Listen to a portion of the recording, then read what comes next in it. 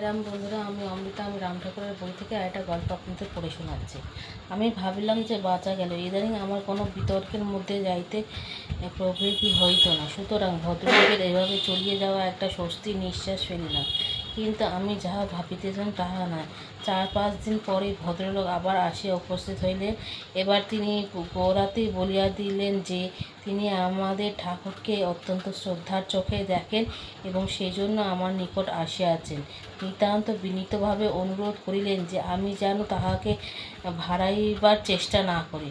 আমি ভদ্রলোককে বলিলাম যে বর্তমান যে যুগের পরিবর্তন চলিতেছে, তিনি সেই দিন যে সমস্যাটি তুলিয়াছিলেন এবং তাহা এই পরিবর্তনের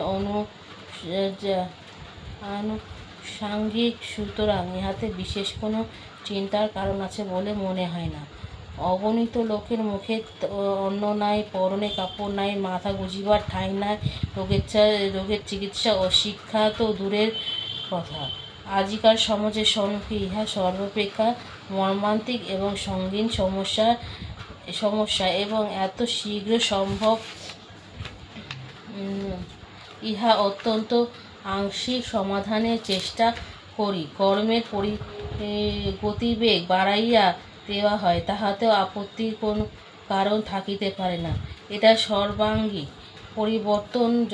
পরিবর্তন যখন চলিতে থাকে তখন অনেক কিছুই ধাক্কা খায় এবং কখনো কখনো ধ্বংসও হইয়া যায়। ইহা স্বাভাবিক এবং এই জন্য আফসোস করা বৃথা। শিষ্টাচার, শালীনতা প্রভৃতির কোনো একটা স্থায়ী সংজ্ঞা নাই। যুগে যুগে দেশে দেশে এইগুলি অনেকাংশে বিভিন্নই হইয়া থাকে।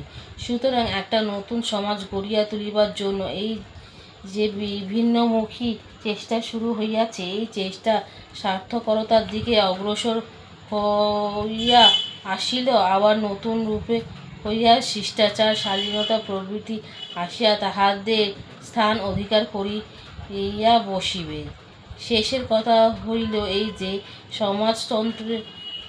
সমাজতন্ত্রীদের, বিশেষত সাম্যদিগের মধ্যে মানুষের প্রতিবেশটাই মুখ্য।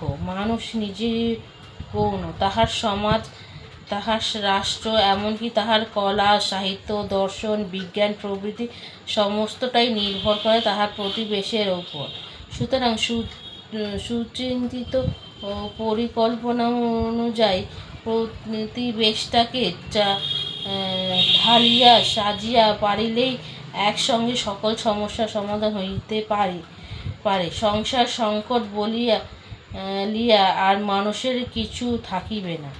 সে পাইবে আশাতীত অবসর, নানাদি চিত্ত বিনোদনে অপূর্ব সম্ভার, বুদ্ধির উৎকর্ষ সাধনের সর্ববিধ সুযোগ। এক কথায় বলিতে গেলে কল্পনাতীত প্রাচুর্য তাহার জীবনে ভরপুর হইয়া উঠিল। এই পর্যন্ত এই ভদ্রলোক আমার পুনঃ নিয়মেই শুনিয়া যাইতেছিল, কিন্তু আর থাকিতে পারিলেন না। হঠাৎ আমাকে বলিলেন যে আজও আপনি আমাকে ভাড়াইবার চেষ্টা করিতেছেন।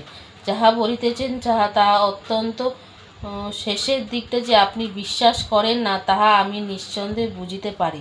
সুতরাং যাহা বলিবার আছে একটু সহজভাবেই বলুন, ব্যাপারটা আর ঘোরালো করিয়া তুলিবেন না। আমি হাসিয়া ফেলিলাম এবং সামান্য কিছুক্ষণ নীরবে রহিলাম। পরে ভদ্রলোককে বলিলাম যে তিনি ঠিকই অনুমান করিয়াছেন, চারিদিকে প্রাচুর্যে ভরিয়া দিলেই যে মানুষ সুখী হইতে উঠিবে, এইরূপ মনে করিবার কোনো কারণ নেই। আমাদের অভিজ্ঞতা কথা বলে না।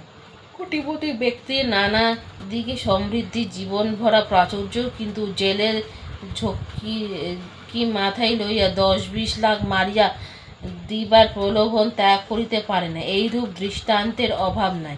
বিভিন্ন প্রকারের আরও কয়েকটি দৃষ্টান্তের উল্লেখ করিয়া আমি ভদ্রলোককে মানুষের সেই দণ্ডবুদ্ধির কথাই লইয়া আসিলাম। কথাটা একটু বিশদ করিয়া আমি তাহাকে বলিলাম, চতুর্দিক এই যে উন্নয়নের প্রচেষ্টা দেখিয়াছিলেন, ইহা একমুখী উন্নয়ন। মনুষ্যের বাহিরে দিকটা লইয়া ব্যস্ত, ভিতরের দিকে ইহা দৃষ্টি নাই। উন্নয়নের উদ্যোক্তারা হয়তো বলিবেন যে শিক্ষা ও কৃষ্টি বিস্তারের যে বিপুল আয়োজন শুরু হইয়াছে, ইহা সমস্তটাই তো মানুষের ভিতর লইয়া, সুতরাং সেদিন কাহারও দৃষ্টি নাই, এমন কথা বলা সঙ্গত হইতে পারে না। কিন্তু শিক্ষা ও কৃষ্টি বাহিরের ব্যাপারটা মানুষের গভীরতম তার পৌঁছাইতে পারে না। এই যে মানুষের দণ্ডবুদ্ধির কথা বলিতেছেন, শিক্ষা ও কৃতি ধারেও ঘেঁষিতে পারে না। ইহা যেমন আছে ঠিক তেমনি থাকে, অথচ এই দণ্ডবুদ্ধির অন্তত কিছুটা সামান্য দিকে না আনিতে পারিলে মানুষ ইতর থাকিয়া যায়। কিন্তু এদিকে কাহারও দৃষ্টি নাই। দৃষ্টি নাই বলা বোধ হয় ঠিক হইল না, এটা তো একটা দিক, সেই বোধ হয় কাহারও নাই।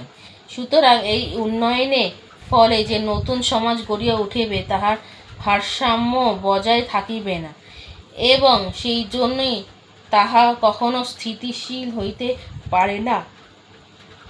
আজকের ভিডিওটা এইটুকুনি। এর পরবর্তী অংশ আরেকটা ভিডিওতে আপনাদের পড়ে শোনাবো। আমার এই প্রচেষ্টাটা আপনাদের ভালো লাগলে আমার এই চ্যানেলটা সাবস্ক্রাইব করবেন, লাইক শেয়ার করবেন, কমেন্টস করবেন। জয় রাম।